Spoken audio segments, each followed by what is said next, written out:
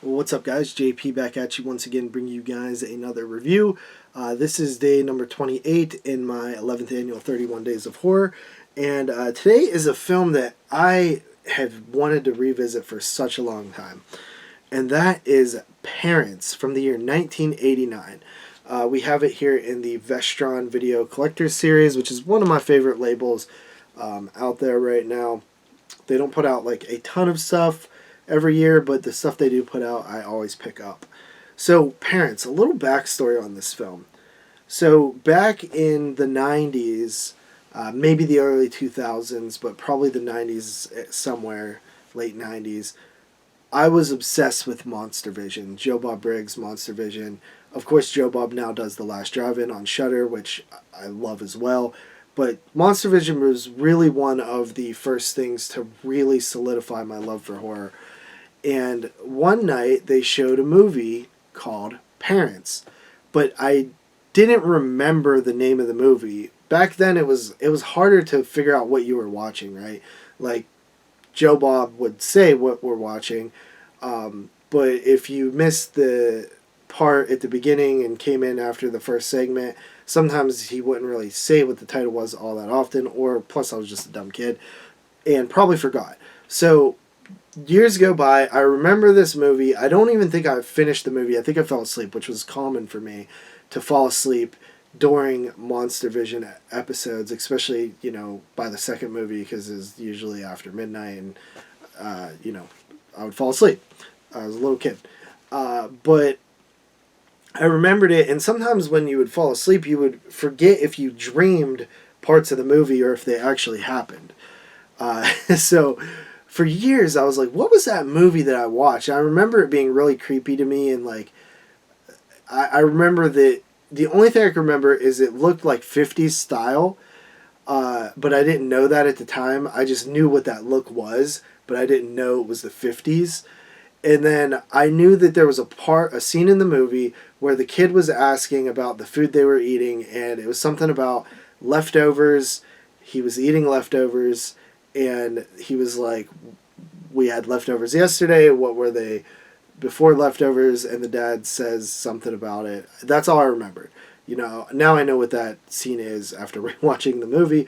But for years, that's all I remembered. And when I got onto the internet and started getting into like horror, I posted on some sort of forum about, it might have been IMDb actually, help me find this horror movie. And I listed off some of the things I remembered, and somebody had said it was Parents, and then I looked at it and I was like, I'm pretty sure that's it.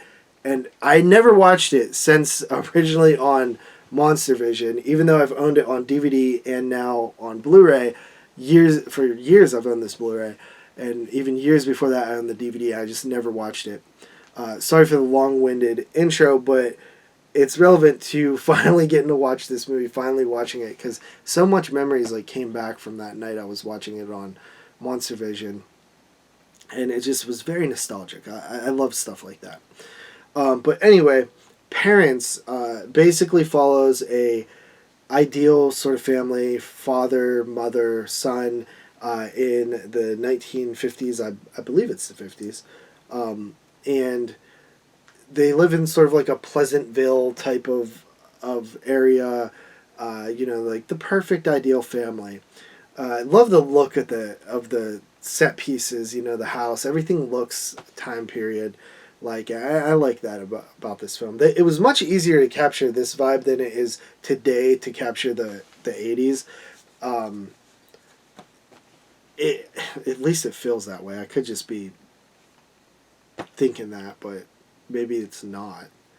Maybe this really isn't what the 50s felt like. You know what I mean? I wasn't there. I wasn't there in the 80s either. But I don't know. I've watched so many 80s movies that when I see them try to capture the 80s, it usually doesn't feel right. But they're essentially cannibals. They kill people and eat them, sort of like a Motel Hell or something like that. And the kid is sort of the lead character, and he's having these sort of visions, dreams when he's sleeping, visions when he's awake of just blood and stuff like that. And The family just moves to this new town. The father works in some sort of plant. Turns out he's developing like stuff like weapons or something like that. And then the kid befriends this girl. The mom, but the movie is just the Randy Quaid, who plays the father. It comes off so damn creepy. The way he talks to the son, you always get the sense that there's like some double meanings behind the things he's saying, and it comes off like very uncomfortable, almost abusive, you know, mentally, not necessarily physically, but very mentally abusive to the son. And I think this whole thing is sort of like a metaphor for like families who like sort of force a certain behavior and have to be like the certain ideal way and force like the values of the family onto the child. That's sort of what's going on here. Another thing that really is effective in this movie is when they show meat, right? They show it being cooked. They show it being, processed, like with a hamburger grinder thing. It's disgusting, and I'm like, I love meat. Like I eat a lot of. I'm not a vegetarian by any means, right? But like, it just grosses the hell out of me, and I'm like, I don't want to eat any meat, and it's just like half the time it's not even like filmed gross. It's just it looks gross, right? It's especially when you know in your head that it's like human, right? So it's really messed up, but the movie is it's a really fun, quirky sort of comedy, black comedy type thing. I dig it. It wasn't exactly how I remembered. I thought I remembered it being a little bit more scary, but it's probably just because I was like, whatever, like 8 or something when I watched it, or 10 or something. But yeah, this movie, it was fun revisiting it. I'll tell you that, and it's been so long, and I enjoyed it. I enjoyed it a lot. I'll go ahead and give it a 7.5 out of 10. So with that said, we'll see you next time with another one. Peace out.